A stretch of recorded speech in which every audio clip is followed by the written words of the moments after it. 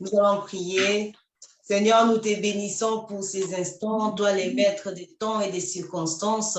Tu connaissais ces jours depuis la création du monde. Tu connaissais qu'il y aurait une femme qui viendrait se connecter pour entendre ce que tu as prévu pour elle. Parce que la Bible me dit qu'à chaque fois que tu convoquais les peuples d'Israël, c'est que tu avais quelque chose à leur communiquer. Et je crois que ce soir, il y a quelqu'un qui va être béni. Il y a une femme qui va être impactée. Il y a une femme qui va être touchée. Laisse qu'aucune personne ne sorte de ces lives tel qu'il est en train. J'invite le Saint-Esprit, l'enseignant par excellence, à prendre le contrôle de ces moments. Que l'homme se taise, mais que le Saint-Esprit se lève et que le Saint-Esprit présente Jésus à son peuple. Que nous serons tous bénis parce qu'il va être dit: touche, impacte, guérit, transforme et parle-nous au travers de tous ces vases d'honneur que tu t'es réservés. Au nom de Jésus, nous avons ainsi prié, nous disons Amen. Amen, amen, amen, amen, amen. Nous allons commencer notre e-conférence. Donc, je suis la première intervenante. Moi, c'est le pasteur Noémie Kalambay. Donc, je sers Dieu dans le ministère Doxa Ministries avec mon mari, le pasteur John Peter Kalambay. Et c'est vraiment pour moi un privilège et un honneur d'être encore sélectionnée parmi les grandes servantes de Dieu qui vont intervenir ce soir. C'est pourquoi je m'en vais déjà dire merci à la servante de Dieu, Ketura, pour la confiance et pour la considération. Vraiment que Dieu vous bénisse, maman, qu'il bénisse l'œuvre que vous faites avec votre... On ne t'entend plus.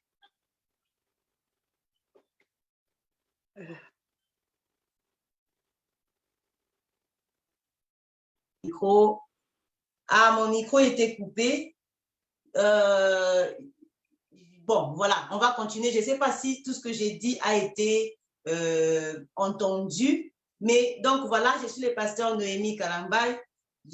Comme je disais, c'est un privilège pour moi d'être là ce soir. Comme vous l'avez pu constater, notre thème de ce soir, c'est Femme et destinée. Donc, voilà, nous allons parler de la femme et de la destinée. Donc, la femme est un être spécial. C'est un être vraiment qui mérite beaucoup d'attention. C'est un être qui mérite qu'on s'arrête sur elle pour parler d'elle. Parce que nous voyons même sa création. La Bible dit que Dieu, vraiment, il a pris son temps. Il a endormi Adam. Vraiment, il a pris le temps de placer les détails. Nous voyons comment elle est belle, au fait, la femme. Les détails et tout ça. Voilà pourquoi, en ce mois de mars, où on célèbre la fête de mère, il a plu au Seigneur que nous puissions parler aujourd'hui de la femme. Alors moi, les sous-thèmes que je vais essayer de développer maintenant, ça sera « Femme, mets-toi en action pour accoucher ta destinée ». Alléluia. Oh, je viens de dire que la femme a une destinée et maintenant je vais dire « Mets-toi en action pour accoucher la destinée que tu as ». Amen. La femme. Pour la première fois, on parle de la femme dans la Bible, c'est dans Genèse 1, 26, à partir de 26 jusqu'en bas. C'est là qu'on entend pour la première fois parler de la femme. La Bible dit, c'est Dieu qui parle. Il dit, faisons l'homme à notre image, selon notre ressemblance pour qu'il domine sur le poisson de la mer, sur les oiseaux du ciel, sur les bétails, sur toute la terre et sur tous les reptiles qui rampent sur la terre. Et puis nous sommes dans les 27 et c'est là que ça commence. La Bible dit, Dieu créa l'homme à son image, il les créa à l'image de Dieu, il créa l'homme et la femme. C'est là qu'on parle pour la première fois de la femme. La Bible continue en disant, Dieu les bénit et Dieu leur dit, soyez féconds, multipliez, remplissez la terre et la sujettissez et dominez sur le poisson de la mer, sur les oiseaux du ciel et sur tout animal qui se met sur la terre. Ici, quand Dieu est en train de créer dans Genèse 1, 27, ce que Dieu est en train de créer, parce que vous allez entendre ici, on dit qu'il les créa à son image. Or, l'image de Dieu ne peut qu'être un esprit parce que Dieu est esprit. Donc, ce que Dieu crée ici en Genèse 1, 27, c'est l'esprit. Il crée l'homme et la femme. Au fait, la femme existait déjà.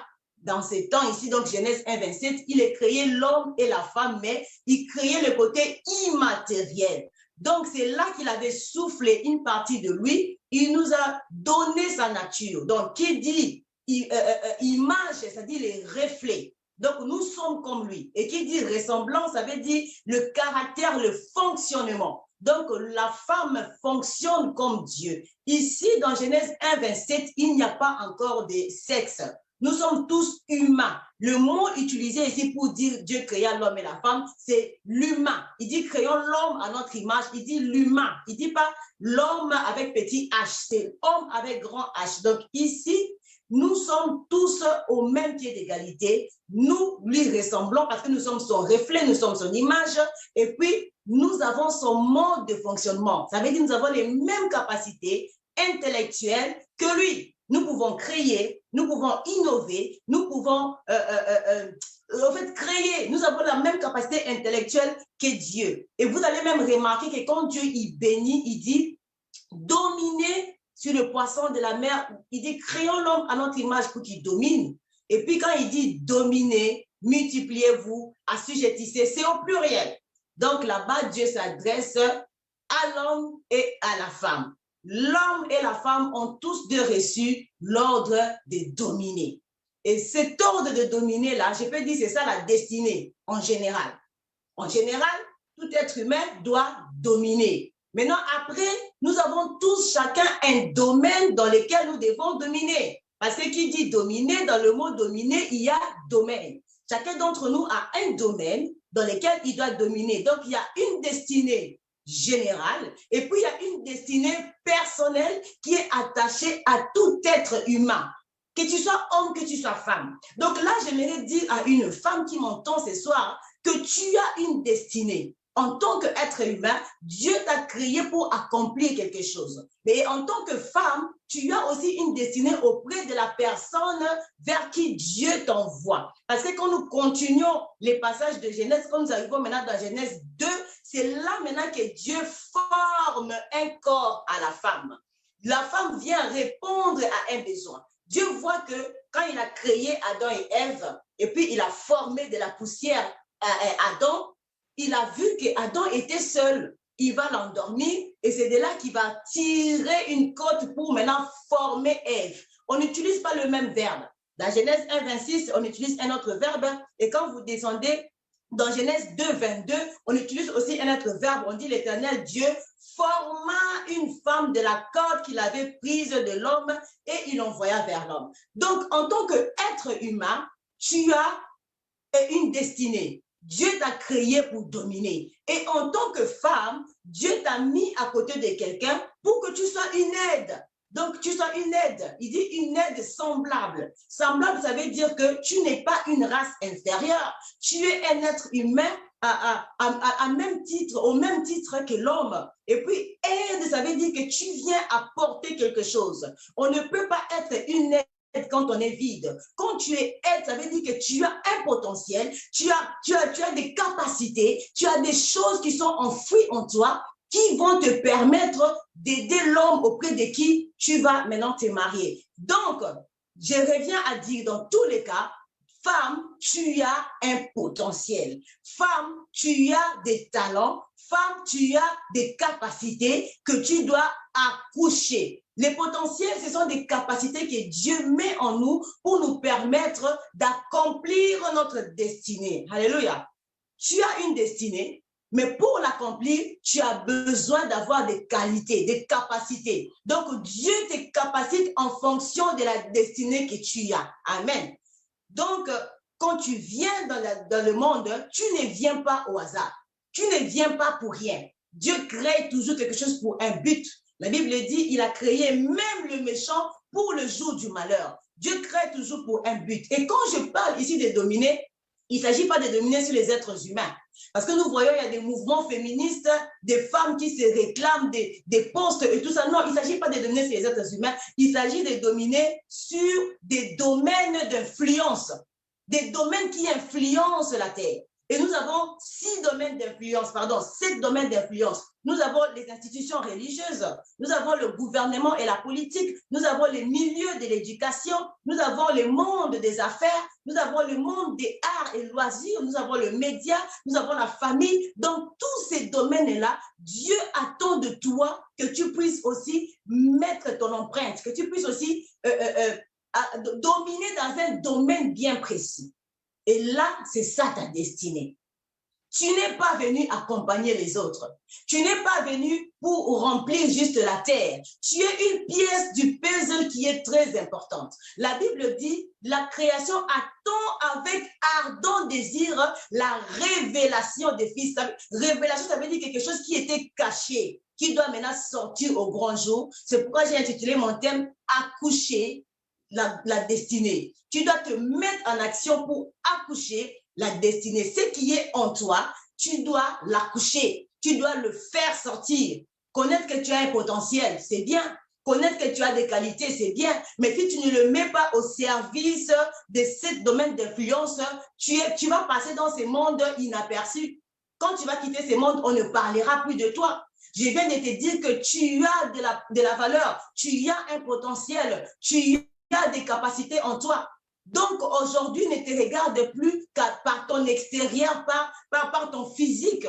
Parce que Dieu a commencé d'abord par créer ton côté immatériel, ton côté spirituel. Et c'est dans ton côté immatériel que Dieu a investi des capacités. Ce n'est pas dans ton corps, ce n'est pas dans tes formes. Si le monde cherche à te disqualifier par rapport à tes formes, c'est une erreur. Parce que tu vaux plus que ton corps. Tu vaux plus que ton corps. Dieu a commencé par créer l'esprit et il a formé le corps après. Et même quand il a formé le corps, il n'a pas formé le corps juste pour la procréation. Mais il a dit, créons, il dit qu'il n'est pas bon que l'homme soit seul, je lui ferai une aide semblable. Donc, même dans la pensée de Dieu, tu as commencé par être une aide semblable. Donc, d'abord, un potentiel. Donc, dans tous les cas, tu es d'abord un potentiel. Tu es d'abord une capacité. Donc, s'il y a une femme qui m'entend ce soir, je veux te dire, tu vaux ce qu'il y a dans ta tête.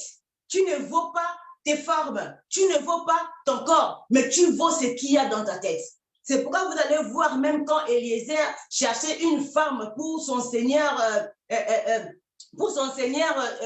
Jacob, la Bible dit, pour son seigneur Isaac, pardon, la Bible dit, il ne s'est pas attardé sur la beauté extérieure.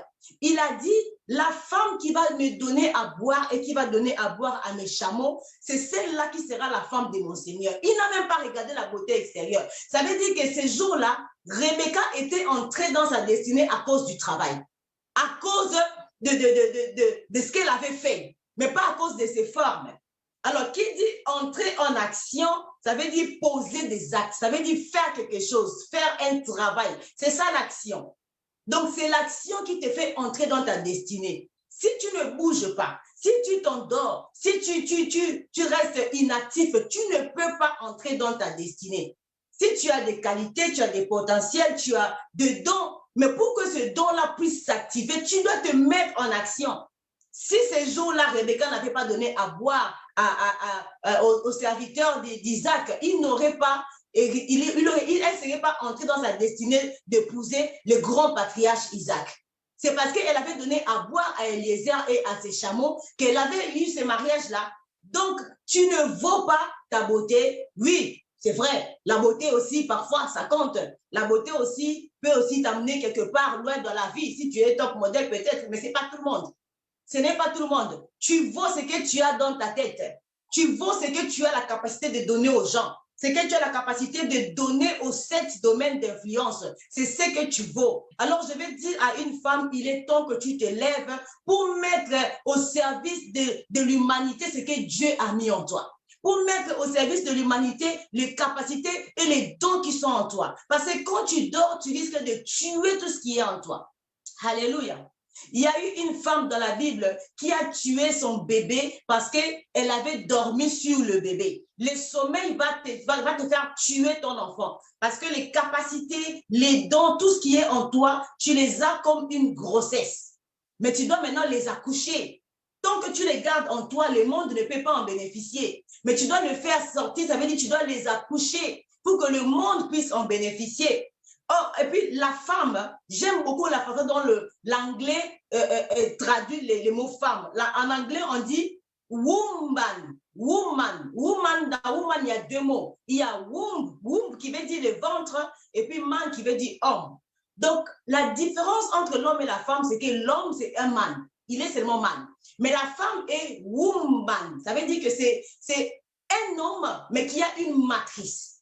Donc, tu as la capacité de recevoir une sémence et de la faire sortir une fois que cette sémence devient viable. C'est la capacité que Dieu t'a donnée et c'est ça la différence avec un homme. La femme a la capacité de recevoir une vision, de la mûrir et de la faire sortir une fois que cette vision devient viable au fait. Donc, quand tu dors, non seulement les dons et les capacités qui sont en toi dorment et ils risquent de mourir, mais aussi les dons et les capacités qu'il y a dans ton mari, la personne que Dieu a mis à tes côtés, parce que je viens de dire que tu es une aide semblable pour quelqu'un. Et cette personne-là a aussi sa destinée. Cette personne a aussi des dons, des capacités. Cette personne-là ne peut pas sortir ce qui est en elle si toi, femme, tu dors.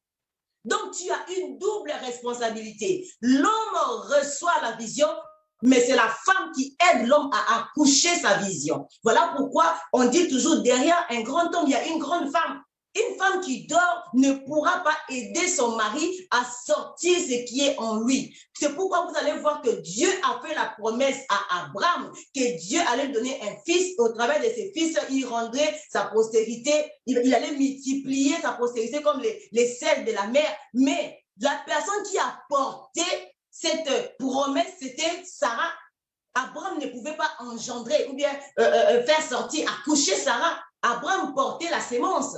Abraham avait la promesse, mais il fallait que Sarah puisse la porter 9 mois, la mûrir et puis la faire sortir dans le monde. Donc, les capacités qu'il y a dans ton homme, dans ton mari, ne peuvent pas sortir si tu dors. Oh, est-ce qu'il y a une femme qui m'entend? Il y a une femme qui a compris qu'elle doit se lever. Est-ce qu'il y a une femme qui a compris qu'elle doit se mettre en action? Quand tu ne te mets pas en action, tu fais dormir non seulement les capacités et les dons qui sont en toi, mais aussi ce qui est dans ton mari risque de ne pas voir le jour à cause de toi. Alors, tu as une grande importance. Tu as une grande importance, alors tu dois t'élever. Tu dois t'élever et te mettre en action. Parce que sans l'action, tu ne peux pas entrer dans ta destinée. Qui dit action, comme je disais, dit aussi travail. Parce que par définition, l'action, c'est l'effet de produire un effet. C'est la manière d'agir sur quelqu'un ou quelque chose. L'action, c'est l'activité, c'est l'effort, c'est le travail. Une femme qui n'est pas travailleuse est une malédiction. Je suis désolée. Parce que le travail n'est pas associé à la femme, mais le travail, c'est dans la femme. Quand Dieu dit créons une aide semblable, une aide vient travailler. Une aide ne vient pas contempler, une aide ne vient pas pour rajouter la charge. Le travail, c'est dans la femme. Et pour qu'une femme accouche, on a toujours dit qu'elle est en travail. Donc, quand les femmes vont accoucher, les femmes qui ont déjà accouché le savent, on dit qu'elle est en travail. Et c'est après le travail que le bébé sort. C'est pareil dans le monde spirituel. Pour accoucher la gloire de Dieu, pour entrer dans ta destinée, accoucher les desseins de l'Éternel dans ta vie, tu dois te mettre au travail. Tu dois entrer en travail. Sans travail, tu ne peux pas t'accomplir. Sans travail, tu ne peux pas sortir ce qui est en toi. Le travail, c'est l'action.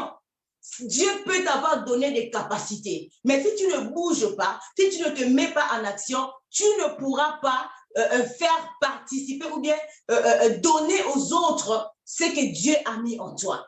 Tu as besoin de te mettre au travail. Tu as besoin de bouger. Tu as besoin de t'activer. Ce n'est pas les parler en langue qui vont te rendre ton nom grand. Ce n'est pas les parler en langue qui vont te faire entrer, t'aider à dominer dans un domaine quelconque. Non, c'est le travail. Quand je dis travail, je vois te faire former, je vois te cultiver, je vois faire des formations continues. C'est ça le travail.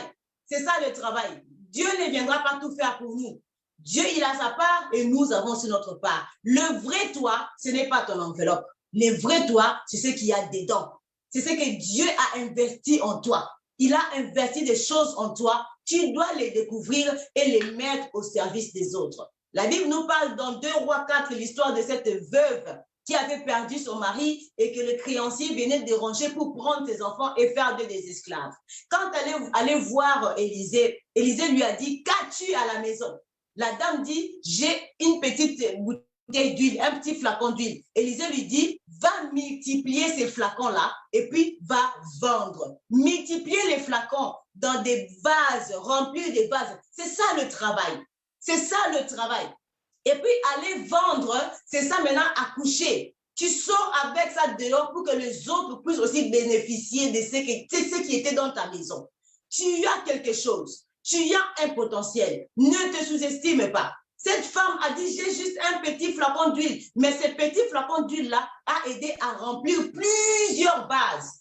Tu as quelque chose. Dieu ne t'a pas créé vide. Il ne t'a pas envoyé sur la terre vide. Il a mis des qualités et des potentiels en toi. Découvre-les et va le vendre. Donc, ça veut dire, va le faire profiter aussi aux autres. Va les multiplier. Bien-aimés, nous avons toujours tendance à vouloir réclamer des choses. Le féminisme pousse les femmes à réclamer une certaine position, à réclamer un certain respect, une certaine autorité. Parfois, nous n'avons pas besoin de réclamer. Mets-toi seulement en action. Tu vas voir, le respect va venir tout seul. Si tu te mets en action, si tu as étudié et que tu as un diplôme, on ne va pas t'empêcher, on va pas refuser de t'embaucher. Parce que quelqu'un qui a des qualités, quand tu vas chercher de l'emploi, on demande ce que tu vaux. On ne demande pas quel sexe tu as, quelle taille tu as. Non, on demande les diplômes. Si tu as un diplôme, n'est-ce pas qu'on va t'embaucher? Lève-toi et mets-toi en action. Le travail fait changer ta vie. Même si les gens te critiquent, que tu es une femme, tu ne peux pas faire ci ou ça. Mais dès que tu te mets seulement en action, les gens vont changer ta vie quand ils vont voir le bon travail que tu es en train de faire. Le travail, l'action peut faire changer une loi quelconque. Oh, la Bible nous en parle. Je ne vais pas le lire par manque de temps. La Bible dit dans Nombre 27, à partir du premier verset jusqu'en bas, on nous parle de l'histoire des filles de Télopchad. Les filles de Télopchad qui, quand leur papa était mort, elles se sont retrouvées 5 filles sans héritage. Parce que après que le peuple de Dieu soit sorti de l'Égypte, il fallait maintenant faire le partage des terres. Mais à l'époque, les femmes n'avaient pas le droit d'hériter la terre. Les femmes n'avaient pas ce droit-là. Mais leur père n'avait eu que de filles. Maintenant, quand leur père est décédé, il n'y avait pas de garçons dans la famille pour hériter la terre de leur père. N'oubliez pas, j'ai dit, la terre, c'est un domaine. C'est une partie de la terre, c'est un domaine. J'ai dit que Dieu, quand il dit de dominer, il dit de dominer dans un domaine quelconque. Le fait que la loi privait à ces femmes des domaines, c'est comme si on leur privait de dominer. On leur empêchait de dominer. C'est ce qu'on voit aujourd'hui. On dit à la femme, toi, tu es bon pour la cuisine, tu es bon pour création, tu es bon pour les publicités. C'est moi quand on fait des publicités, on met le corps de la femme pour vendre quelque chose. Tu es bonne à ça. Mais tu n'es pas bonne pour être leader. Tu n'es pas bonne pour être chef d'entreprise. Tu n'es pas bonne pour être pasteur. Tu n'es pas bonne pour être ceci. Toi, ton travail, c'est à la cuisine. C'est ça la loi. C'est ça la loi. Et la loi est venue avec Moïse. Ces femmes ont regardé, elles ont dit non, non, non, non, non. Nous, on ne peut pas mourir comme ça. Les noms de notre père ne peuvent pas être effacés de la surface de la terre comme ça. Ces femmes sont allées voir Moïse. Elles ont dit à Moïse, notre père n'a pas eu de garçon, mais nous voulons hériter ce qui est à notre père. La Bible dit que Moïse a fait faire une réunion avec Éléazar, qui était le prêtre à l'époque, il était le chef des prêtres. Il a fait une réunion avec lui, ils sont allés consulter Dieu. Dieu leur a dit, les filles de Télopchad ont raison. Alléluia. Parce qu'ils étaient venus avec en fait, vous savez, hein, quand vous réclamez quelque chose qui est dans la parole de Dieu, Dieu vous donne raison. Il leur a donné raison parce que ces filles connaissaient la loi. Elles connaissaient la partie de la parole qui dit que tout lieu que foulera la plante de vos pieds, je vous le donnerai en possession. C'est que Dieu avait dit à Josué. Ces filles connaissaient ça. Et puis, elles se retrouvent ici, qu'on leur prive la terre qu'elles avaient foulée. Elles disent, c'est pas normal. Et c'est pas normal. Donc, elles sont venues réclamer à partir d'une parole que le roi des rois avait déclarée. Voilà pourquoi Dieu a dit, ces filles ont raison.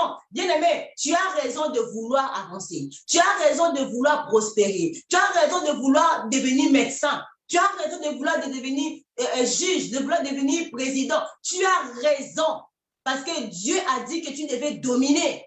Alors mets-toi en action. L'action change des choses. Si tu te mets en action, comme ces femmes, Dieu peut changer la loi pour toi. Parce qu'il y a des choses qui sont en toi qui ne peuvent pas s'activer tant que tu ne te mets pas en action. L'action active l'onction. Donc, quand tu te mets en action, oui, j'ai dit au départ que Dieu nous a capacités par rapport à notre destinée. Et les capacités que Dieu a mis en toi par rapport à ta destinée ne peuvent pas s'activer tant que tu ne te mets pas en action. Je ne sais pas s'il y a quelqu'un qui me comprend.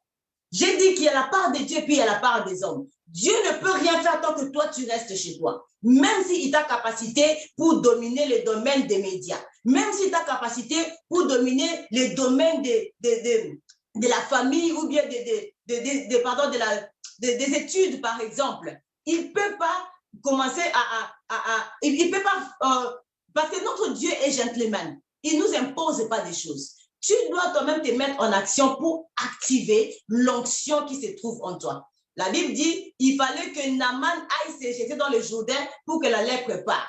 La Bible dit encore, il fallait que les sacrificateurs qui portaient l'arche de l'Éternel fassent le pas, piétinent le Jourdain pour que l'eau commence à se diviser en deux. Il fallait aussi que les disciples de Jésus commencent à partager les pains pour que le miracle s'opère. Donc, c'est l'action qui active l'onction. Si tu veux activer les dons et les capacités qui sont en toi, mets-toi en action. Il y a des choses en toi qui ne vont pas s'activer si tu es inerte. Il y a des choses en toi, tu ne sauras jamais qui tu es réellement si tu ne sors pas de tes 4000, si tu ne sors pas de ta zone de confort. Ces filles ne savaient pas qu'elles pouvaient aussi être propriétaires de terre jusqu'à ce qu'ils aillent voir Moïse. Peut-être que c'était des femmes au foyer, peut-être que c'était des femmes qui étaient à la maison, qui ne faisaient rien. Mais quand elles se sont mises en action, Dieu leur a donné raison, elles ont eu la terre. Leur statut a changé. L'action change ton statut. L'action te donne du respect. L'action fait que les gens puissent te respecter. Moi, je pense que j'ai épuisé les temps qui m'étaient donnés. Je vais conclure en disant à une femme que tu dois te lever pour mettre ce que Dieu a mis en toi en valeur. Servante de Dieu, je ne te voyais pas, c'est pourquoi j'ai continué de parler. C'est bon là? Ah, d'accord. C'est bon, c'est bon. Ah oui, parce que la servante de Dieu avait des amis, c'est pourquoi j'ai continué de parler. Donc voilà, j'aimerais dire à une femme, tu as une destinée, tu as des choses que Dieu a mis en toi, mais tant que tu ne te mets pas en action, tu ne peux pas activer ce que Dieu a mis en toi. Que Dieu vous bénisse, c'était la parole que Dieu avait mis dans mon cœur pour quelqu'un. Je vais remettre la parole à la servante de Dieu, Roxane. J'ai continué de parler parce que je ne la voyais pas. Maintenant qu'elle est là, je vais lui remettre la parole pour qu'elle puisse inviter la prochaine oratrice. Que Dieu vous bénisse. Amen, amen, amen. Waouh, amen. Merci beaucoup, servant de Dieu, pour ce message merveilleux.